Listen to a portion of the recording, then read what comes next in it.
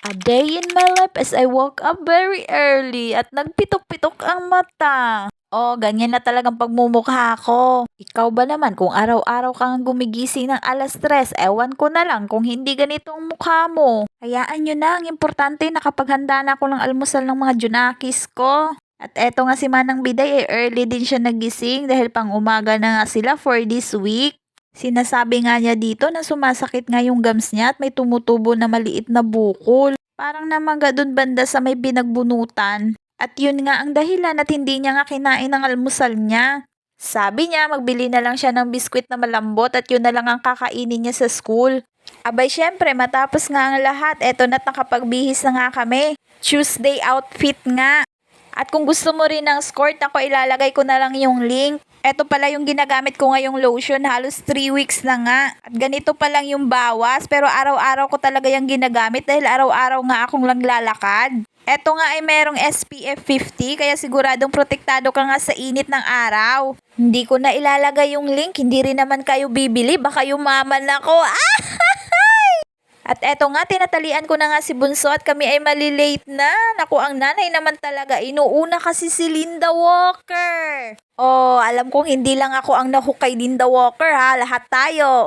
Aminin. Kahit maaga ka nga naman talaga nagising pa, pag nanunood ka naman kay Linda Walker na ako, magtuloy-tuloy lang at hindi mo na mamamalayan yung oras. Ay, ako lang ba? O kayo rin?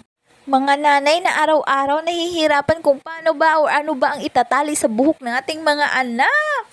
Pero kahit anong style pa man yan, goods na yan. Ang importante talaga ay hindi gulo-gulo ang mga buhok nilang pumapasok sa school. Nagmamadali pa kami sa lagay na to pero nakakapag-video pa. O ito na nga at lalayas na nga kami. At dito naman sa kasada may nakita nga siyang aso. Natatakot siya baka habulin siya. Ayan, nauuna pa siya sa akin be. Mabuti na nga lang at dumating ang aming service. Ay, service! Hindi kapitbahay po namin ito at pinapasakay po kami papunta sa school. Thank you Ate Bem lagi.